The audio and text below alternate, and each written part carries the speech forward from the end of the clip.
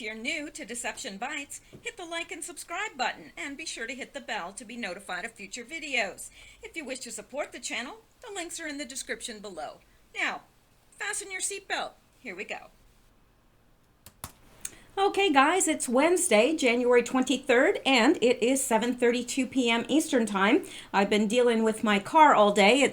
We've had an ice storm, but I have got my car on the road now, so pretty happy about that, and I'm happy to be inside where it is warm and dry and I can be with all of you guys. So let's get started. There's no Q post, but we do have Q related news, and I know I say this all the time, but I've got some really, really good stuff for you tonight. All right, well, let's not prolong it any further. Let's get into it. Now, like I said, there's a lot of stuff tonight. I'm probably going to have to break it into two videos. I had planned on doing two videos anyway today, and we've certainly got enough stuff to fill two videos, definitely. So let's see how it goes. All right, let's take a look at this. First of all, I found this a little hard to believe. Unbelievable and yet so believable. This is a California senator, and she bans the use of the pronouns he, she. However, she can't even follow her own rules. So that's a problem. California State Senator Hannah Beth Jackson announced last week that only gender-neutral pronouns will be allowed during Senate Judiciary Committee hearings, banning words like he and she in favor of they. However, mere moments after her announcement, Jackson broke her own rules. I'd like to note, in respecting the fact that we are now a state recognizing the non-binary designation as a gender, he and she, we are now merging them, so we are using what my grammar teacher would have had a heart attack over. We are using the phrase they and replacing other designations, so it's a gender-neutral designation, they. She said, basically, that's the primary reforms and revisions to the committee rules. Jackson then used the pronoun her to describe her former grammar teacher. So she can't even do it herself, but she wants everybody else to abide. And you know what? Like somebody can call me they, it, whatever, but I'm still a woman. So I don't know, I know how we tag things linguistically really does affect. I realize that. I understand that. I have a degree in psychology as well. I do understand that, but I don't understand what all the drive is, because you could refer to a man or a woman whatever way you want. It doesn't change who they fundamentally are. So anyway, but I do think it's a little amusing that she's not able to even follow her own rules. It's got to be a little bit difficult to all of a sudden switch from saying he, she to they. It's got to be impossible. I haven't done it, and I don't plan on doing it. And if I had a job where I had to do it, I'd probably leave. That's me. And I know people say, oh, that's ridiculous. If you wouldn't just leave a job. Oh, yeah, I have in the past. Trust me. I do not do anything that goes against my morals or my values. I would quite frankly rather live on the street than what I call pimping myself. That's how I look at it. And a lot of employers, that's what they want to do. They want to pimp your gifts. You have a gifting for something, and they want to pimp those gifts for their own use. And I just don't, my morals and values come first. And that's the way I am. That's the way that I was made. That's the fabric of my being. So there you go. But I do realize that more and more, especially in Canada here, they're making ridiculous rules in the workplace like this. Anyway, let's move on. I'm not going to read all that because it's just more of the same nonsense, and I just wanted you to be aware. But let's look at this, because yesterday I brought up the fact that there was a assassination attempt on the president, or that there was a attack planned. And a lot of you said, well, we never heard that. We didn't get that. Why wasn't that in the news? Well, that was my question. Why isn't it in the news? It should be. It should be on all the news. It should be in all the news in all the countries. It's a big deal. If there was an assassination attempt on, say, the French president, prime minister, rather, don't you think that would be in the news worldwide? What about if there was an assassination attempt on our prime minister here in Canada? Don't you think that, although I don't like to call him my prime minister because I consider myself American, but anyway, don't you think that would make the news? Of course it would. So why isn't it making the news about Trump? It should be everywhere. Everywhere. It's not. So I did find that so that I could show you guys. FBI, Georgia man arrested, wanted to attack White House with anti-tank rocket. Now, in trying to piece all this together in my own head so that I could understand it for myself, I literally have come up with the fact, and well, not that I necessarily came up with it because I did run across some other people who had similar thoughts, so I can't say that I'm original, but I do believe that the reason why Nancy was leaving town and that Trump stopped her, I do believe that that was something nefarious. I think that she knew what was planned, and I think that they planned to kill President Trump and Vice President Pence. That's what I believe. And that would have made Nancy Pelosi, yes, the president. Yes, it would have. Now, I know you're probably wondering about that too. Like, well, don't they have enough sense to see that she would not be a very effective president? Yes, they can see that. It doesn't have anything to do with that. It has to do with who she's connected with and who she is and whether or not she would be a puppet, which she would be, and she is. So, yeah, that is what was going on. And I'm hoping by the time we get through this that you guys will be seeing it crystal clear as well. I'm hoping that anyway. Maybe not. If you don't, then it's not your fault. It's my fault. I haven't communicated it properly.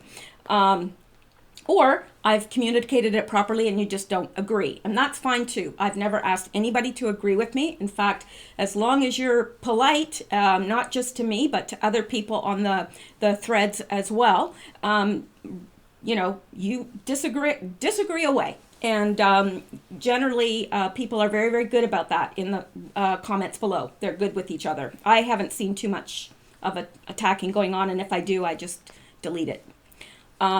Anyway. Let's get back to this. Atlanta, a Georgia man who had detailed plans. He even had, by the way, and I don't know if this is going to get into that or not, but he had blueprints of the White House. Blueprints. He was serious. This wasn't just some guy that drank too much beer and thought, well, I think I'll attack the White House. No, not like that at all.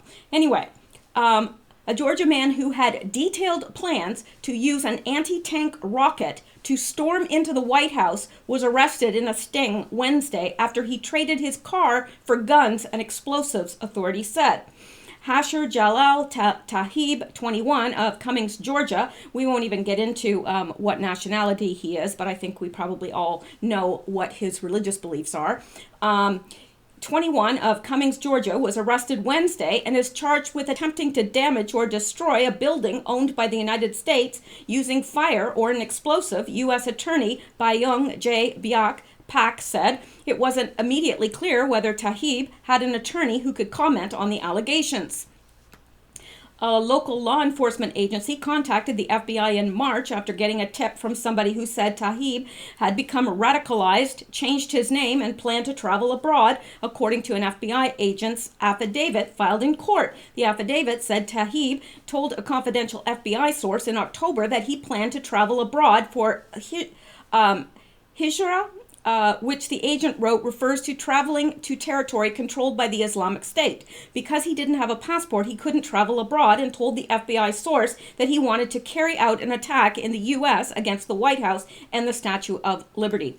He met with the undercover agents and the FBI source multiple times last month and was also in frequent contact using an encrypted messaging application, the affidavit said. During one meeting with the agent, the source, Tahib, advised that if they were to go to another country, country, they would be one of many, but if they stayed in the United States, they could do more damage, the affidavit says. Taib explained that jihad was obligation, that he wanted to do as much damage as possible, and that he expected to be a martyr, meaning he expected to die during the attack. And of course he would have, because our Secret Service agents are very, very well trained, and he most certainly would have died during the attack.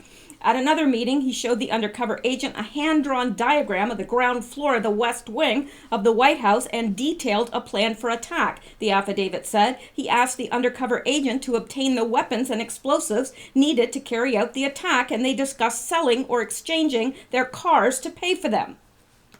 Taib told the undercover agent that they needed a base where they could regroup and where they could record a video to motivate people. He stated that he would be the narrator. Clips of oppressed Muslims would be shown. And American and Israeli flags would be burned in the background. Last week, Taib told the undercover agent he wanted to pick up weapons this week and drive directly to Washington to carry out the attack, investigators said. Taib said that he would approach the White House from the back road, causing a distraction for police, and then would proceed into the White House using an anti-tank weapon to open up a door and then take down as many people and do as much damage as possible, the affidavit says. Yes, that's right, you read that correct. He was going to be using an anti-tank weapon. An anti-tank weapon. Where did he get that? Taib told the undercover agent that he'd never shot a gun, but he could learn easily, and also said that he had watched some videos of how grenades explode, authorities said. Taib met with the FBI source, an undercover agent, on Wednesday in a parking lot in Beaufort to exchange their cars for semi-automatic assault rifles, 3 explosive devices with remote detonators, and an anti-tank rocket, the affidavit said. An anti-tank rocket. A second FBI source met them and inspected the vehicles, and second FBI undercover agent arrived in a tractor trailer with weapons and explosive that had been rendered inert by the FBI. The undercover agent and Taib talked about the guns, how to arm and detonate the explosives, and how to use the anti-tank rocket, the affidavit says. Taib and the undercover agent, an FBI source whom he believed to be part of the group, turned over their car keys to the second confidential source and then loaded the inert explosives and guns into a rental vehicle, the affidavit says. Then, after they got into the car and closed the doors, agents arrested Taib. So let me put this to you one way, okay? We've got this story. Whether or not it's 100% correct, we do know that parts of it are correct. And we do know that there was a credible assassination attempt on the president, or there would have been had the FBI not intervened. Well, how were the FBI tipped off in the first place? I don't know, but my suggestion is perhaps because we know there are still rogue factions. We know that there are factions of the deep state, probably still in the FBI, definitely still in the CIA. So perhaps some of these rogue factions were planning this, and the good guys got a hold of it and intercepted it. But isn't it interesting that Nancy Pelosi quite possibly could have believed that this attack was going down, and was why she was leaving town with all of her children, all of her grandchildren, apparently to go to a war zone? Well, who thinks that's a good idea? And on taxpayers' dollars. Who thinks that's a good idea at all? Nobody. I don't think even one person within the United States would say, yeah, that's a good idea. Yeah, let's send her on the taxpayer's dime. Her, all her children and her grandchildren, her husband and so forth. Let's send them. And Adam Schiff, he's going to represent our country. Are you kidding me? Anyway, I think that Nancy Pelosi knew that this was coming, was getting out of town for a very specific reason. And we're going to get around to all of that as well. But I'm wanting to show you where I'm getting these little pieces and putting them together. Because I don't want you to think, well, she's just coming from left field out here. I don't know. I think that she's off with this. Well, maybe I am. Maybe I'm not. But I think that as part of a thinking human being, part of being a thinking human being is thinking. And I don't believe what I'm told necessarily. I certainly don't believe what I'm told from the mainstream media.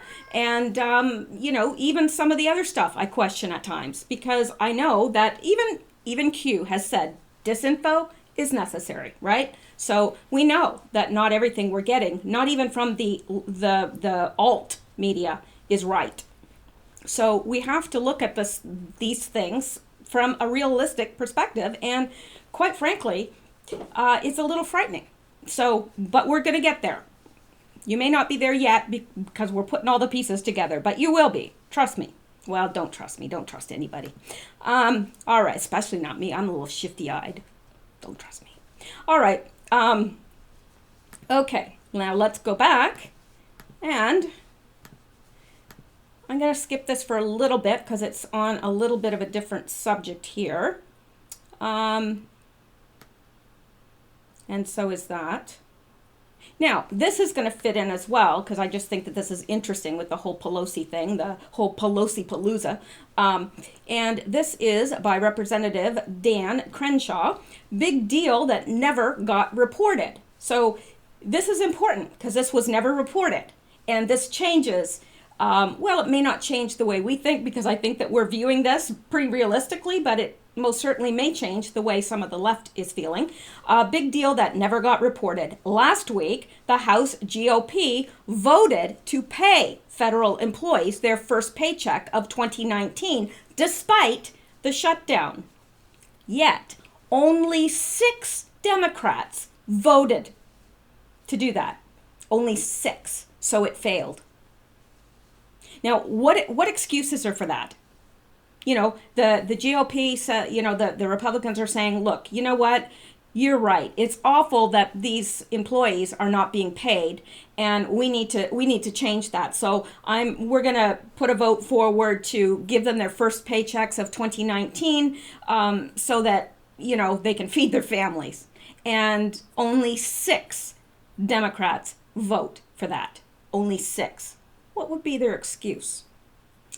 So the Democratic priority is not, no matter what they say, is not about paying workers or opening the government. It's all about opposing Trump. You and I knew that. Sure we did. But a lot of people are still out there. I heard somebody say to me today, well, you know, until they open the government, start paying these people, I don't think that they, you know, they should negotiate. These people need to get paid. Well, you know, here's Trump and the Republicans saying, yeah, you know what? You're right. They do need to get paid. Let's pay them. And the Democrats say, oh, no, we don't want to pay them. It's all politics. It's all politics. They don't care about the people not being paid. They don't. They're using that because then they can say, well, you know, start paying these people and then we'll start talking about the wall. But of course, if those people are being paid, they can't say that anymore, can they? So, yeah, it's a pretty messy bowl of crap. You know, Diamond and Silk have their bowl of stupid. I should have a bowl of crap, man. Except I'd be stealing their idea, and that's not very nice. I do love those ladies, though. I think they're awesome. Okay, now, and this is something else. It's not directly related, but it's sort of related, and I'm just kind of packing things in here to kind of show you the real picture of what's happening. Okay, Charlie Kirk says, according to the NAS, the cost of each illegal border crosser is $74,722. That's right. So each illegal that comes over, each person that's coming over not the right way, not coming in through the proper channels, but climbing over the wall, climbing over the gate, climbing through the desert, whatever, $74,722 each. If a wall stopped anywhere between 160,000 to 200,000 illegals, meaning if there were only 9 to 12% effective. Let's say the wall, when it's all said and done, is only 9 to 12% effective. It still saves the taxpayer $12 to $15 billion, more than paying for the wall in 1 year. Yeah, so the wall pays for itself. It definitely does. Yeah, so I thought that was awesome. And what is this? Okay, Nancy, Speaker Pelosi, believes she's taking airtime away from President Trump by rescinding his State of the Union address, or his State of the Union invitation. But by doing that, by taking back the invitation that she gave, she's actually tripling his exposure. Trump will now deliver his message to we the people before the Senate, and everyone will be tuned in to hear what he has to say. So bad move again, Pelosi. I don't know who is giving you your daily marching orders, but whoever they are, not so smart. Not compared to Trump, anyway. And we know it's not coming from you. So somebody's giving you your marching orders, and they are woefully misinformed. All right. And let's see what this is. I still haven't gotten to the meat of where I want to get, but we're getting there. House Speaker Nancy Pelosi blocks President Trump entry into Capitol building, confirms State of the Union speech cancellation. This was yesterday's Breitbart. And it says, it looks like Speaker of the House, Nancy Pelosi, has no intention of allowing the House chamber to be used for a State of the Union address. Speaker Pelosi has informed the House Sergeant at Arms that no executive branch official will be permitted entry into the Capitol building. Earlier, Fox News reported Pelosi cancellation, a walkthrough last reconsideration. Earlier, Fox News reported Pelosi canceled a walkthrough last week, and a second request for a reconsideration from the White House is expected to meet the same fate. The House Speaker controls who is and who is not permitted entry to the House floor. Until Speaker Pelosi calls for a vote to support a joint session of Congress, the president cannot enter the chamber. There's something wrong with that, really. There's just something very wrong with that. And I did not realize that that's the way it was. I don't know if we've ever come up against this in the past, but that shouldn't be, in my estimation anyway. But maybe I'm looking at this very simplistically. I don't know. Anyway, Deputy White House Press Secretary Hogan Gidley discussed the statutes, or the status. I'm sorry. Deputy White House Press Secretary, how about I start reading what's there? Is that okay with everybody? Deputy White House Press Secretary Hogan Gidley discussed the status of the current shutdown negotiations and the likelihood of a State of the Union address will have to take place outside Washington, D.C. So, yeah, it's interesting, isn't it? All this. These moves and counter moves, and the thing is, Trump's still going to give a State of the Union address.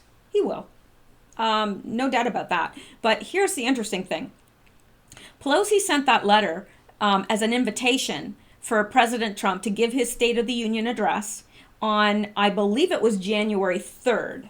Okay, and she cited then. When did she send that? That she cited. We're afraid of that we can't guarantee your safety because, of the shutdown and whatever. But she hadn't spoken to the Secret Service or anybody, the NSA or anybody concerning the safety. She just said, we can't guarantee your safety. But how did she know? Because of the government shutdown. Well, how did she know that at the end of the month, the government would still be shut down? How do you answer that? How did she know? Is she psychic? Or did she just plan to poo-poo any idea that he came up with to open the government? Because she seemed to know a month in advance that the government was going to still be shut down. And how would you know that? Because she didn't know what Trump would counter with or anything else. So she must have already planned to keep it shut down. Yeah. Now, let me see if I can find what I am looking for here that is very of this right here. Okay. This we've done. I don't want to get it mixed up with this we've looked at. This we've looked at. Okay. Let's look at this. I'm wanting to be sure that we don't miss anything. I do have a lot of news to get to, but I want to take my time with this to make sure that we're understanding what happened.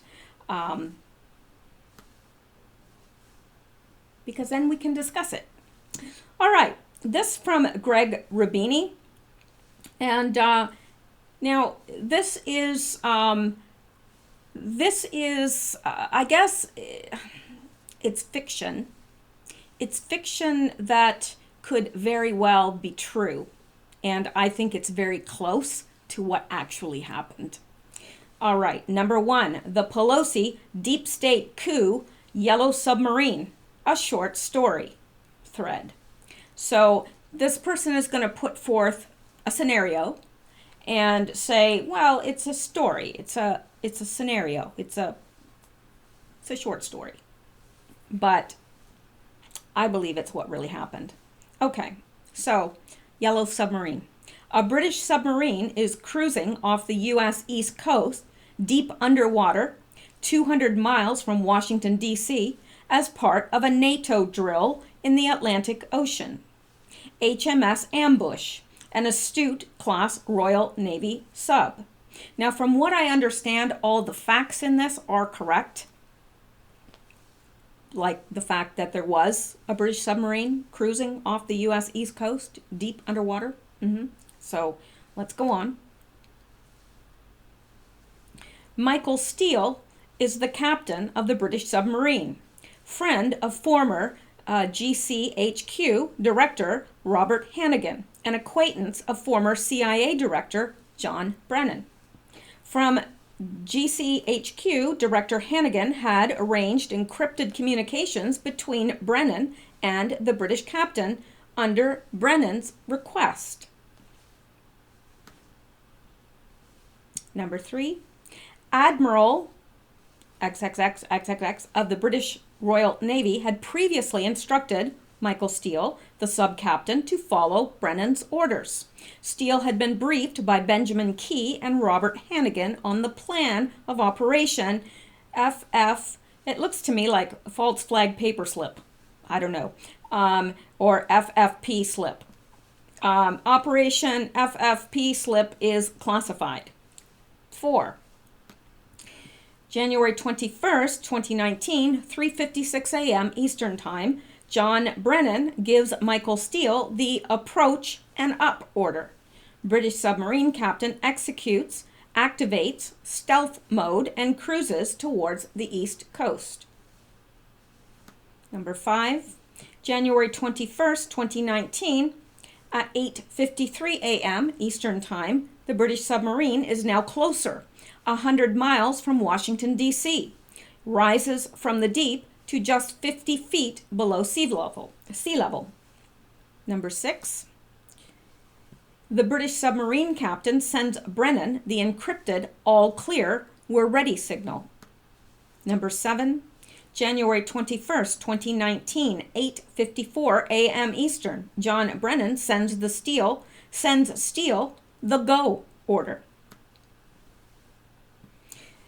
Number 8, the captain acknowledges, sends the order down to the weapons crew, the crew execute. Number 9, a cruise missile is launched from the British Royal Navy submarine. It is a Russian-made cruise missile which has been captured by the British Navy in 2013 and kept in custody in a secret location in Scotland by a British Navy officer, John Brennan's friend. 10. Brennan watches the action live streamed by an NRO satellite stationed above Washington, D.C., equipped with high-resolution video camera. Number 11. Meanwhile, Nancy Pelosi is in Brussels, Belgium, in a conference room at the European NATO headquarters. Or she would have been. She would have been, if not intercepted. At the White House, President Trump and Vice President Pence are having a meeting in the Oval Office with NSA Director Nakasone. Number 13. The cruise missile flies past at 530 miles per hour at 300 feet below radar detection, 9:02 a.m. Eastern.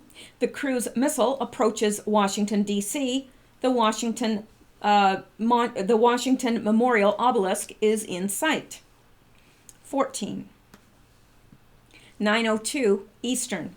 The cruise missile hits the White House. A huge explosion rocks Washington, D.C. 15. The White House is destroyed in ruins. Fire, smoke, debris, and ashes everywhere. Alarm sirens can be heard whistling in the air. President Trump and Vice President Pence are dead. Shock and horror all across the nation. CNN shows the White House destruction scene. Jim Acosta reports live. Antifa members rejoice and celebrate in the streets of San Francisco, Los Angeles, New York, and Washington. Nancy Pelosi is the third in line. With President Trump and Vice President Pence now dead, Nancy Pelosi becomes president of the USA. Nancy Pelosi is at the NATO headquarters in Brussels, Belgium, together with her deep state friends. Among them, former GCHQ Director Hannigan and Admiral XXX of the British Royal Navy. Pelosi rejoices at the success of the operation and sends a big thank you to John Brennan. Deep state puppet President Macron of France sends President Pelosi his congratulations. So does Angela Merkel of Germany, and Boris Johnson of the UK, and George Soros, and boozy Jean-Claude Juncker of the EU. Nancy Pelosi is the first female president of the United States. Luckily, it never happened. The Pelosi-Brennan deep state plan was averted and neutralized before it even began in the days before November 17th, 2018, thanks to our patriots at the NSA and military intelligence. We see all, we hear all, and thanks to the U.S. Marine. CC Sergeant Major Mike. Now,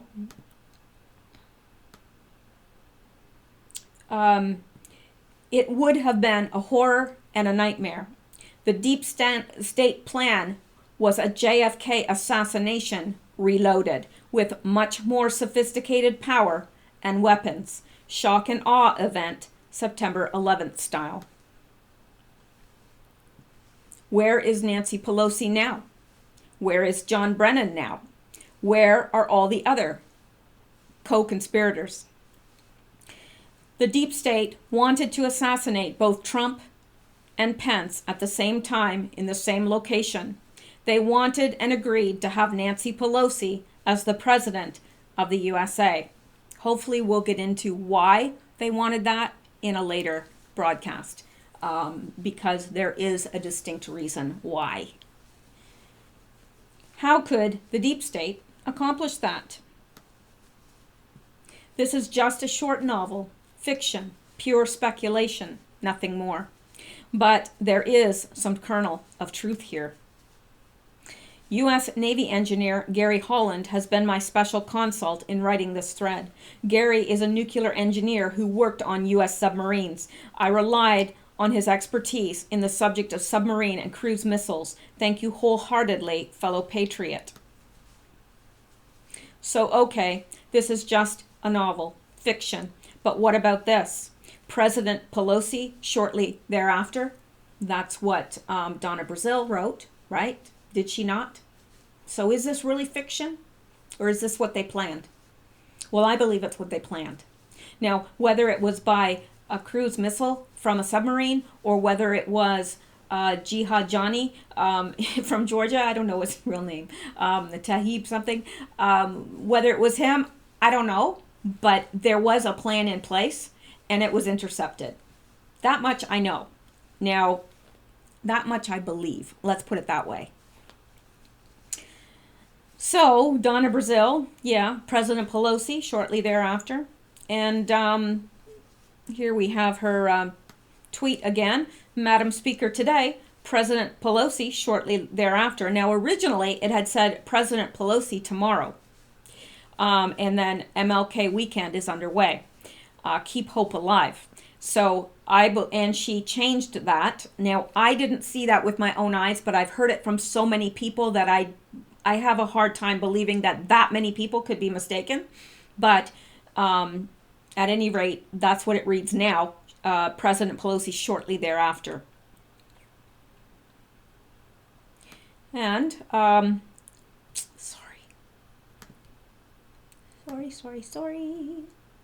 Okay. And what about this? A contract is a contract. In mafia lingo, a contract is when somebody hires a killer to murder somebody else. What is Trump hinting at? And this is from his tweet from the 20th of January, where he said, Nancy, I'm still thinking about the State of the Union speech. There are so many options, including doing it as per your written offer made during the shutdown, security is no problem, and my written acceptance. While a contract is a contract, I'll get back to you soon. Now, when he wrote that, I remember reading that because I do follow Donald Trump on Twitter, and I remember reading that and thinking, that's an odd phrase to say in there. A contract is a contract. But yeah, in looking at everything, it's a little more strange than I originally thought. So yeah, that's exactly what I believe. And then, of course, the rest is people responding, so glad it didn't happen, blah, blah, blah. And of course, we are all very, very happy it didn't happen because, my gosh, that's the last thing we need is, I don't know which would be worse, Clinton or Pelosi. I mean, I don't know. I know you'll probably say Clinton, and I would tend to agree with you, but I think Pelosi over here, it's got a lot of garbage too. It's just well hidden. That's what I think. All right. Well, let's go back here and see what else. So we've looked at this. Now, I wanted to also bring this up by Lisa Mae Crowley. She says, boom, this is a massive new filing in United States versus Backpage.com busted for worldwide human trafficking. The document lists the bank accounts and dollar amounts seized, as well as the name the bank account was under. One account, Perkins Coie. Where have we heard that before? Perkins Coie. Yeah, that's the Clintons. That's their lawyers. Perkins Coie. Yeah. So interesting. Just more interesting stuff. And I like this as well. Donald Trump says, El Chapo and the Mexican drug cartels use the border unimpeded like it was a vacuum cleaner, sucking drugs and death right into the U.S. You can't put it any better than that. He's right. He's right. And you know something else? I got thinking about that. I thought, why would the Democrats be so against stopping the inflow of drugs, trafficking, weapons, all of that? Why? Do you think it's possible?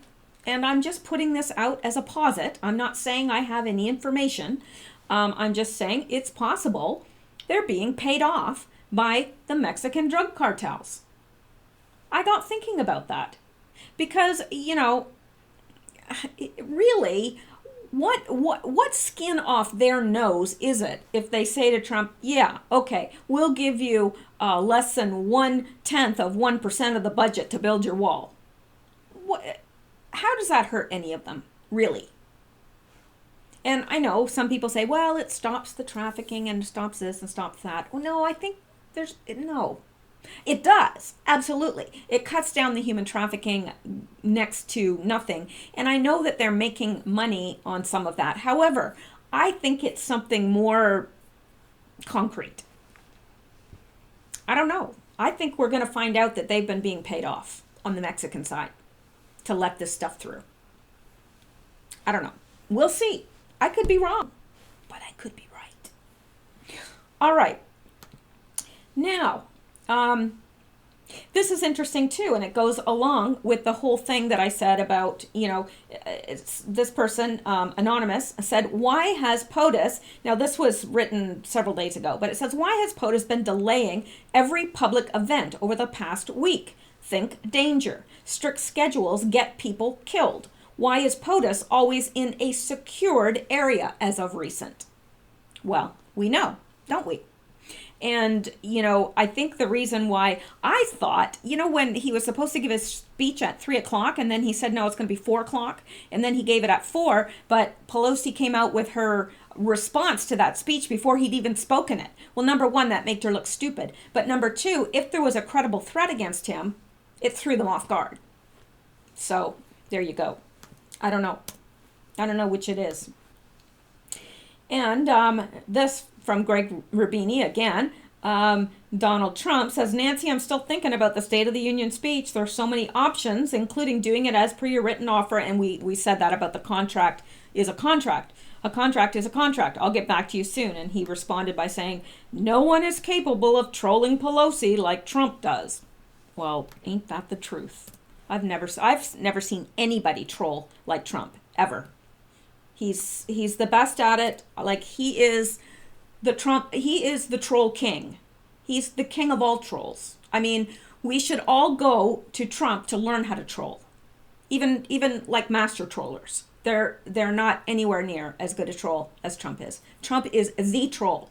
He is the troll. Anyway, I'm going to just hit on these few things, and then I'm going to wrap it up, and I'm going to come back to you with another one, because I've certainly got enough to do another one. All right, there's this that upset me quite a bit, to tell you the truth. One World Trade Center was illuminated with pink lighting to celebrate the legislation designating abortion a fundamental right. Entitled the Reproductive Health Act, New York's latest abortion law allows termination of a pregnancy until the expected day of birth. So if you are about to give birth and maybe the next day, whatever, you can right up until the day of delivery, you can abort that baby. Now, I understand. I've been in these back and forths and debate with people my whole life about abortion, because I'm very black and white. I'm against it. As a Christian, I'm against abortion. And people invariably always come up with, yeah, but what happens if this and what happens if that? Okay, well, I don't know. Each one would have to be evaluated, I guess, and that is between that woman and her maker, or her God. But I know for myself, that's just not something I agree with or would do, but I understand. However, I don't even think an adamant abortionist would agree with or not an abortionist rather, but somebody that agrees with abortion, somebody that is really pro-abortion.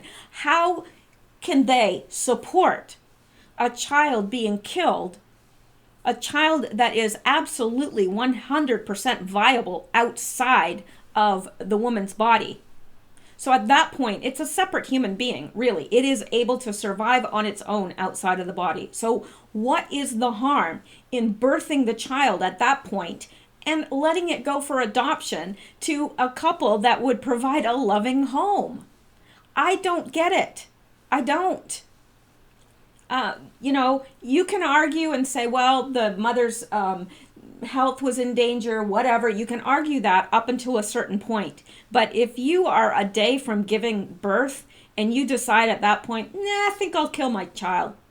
I know, I can feel it kicking around in there, and I know that it's perfectly able to survive out on its own outside of my womb.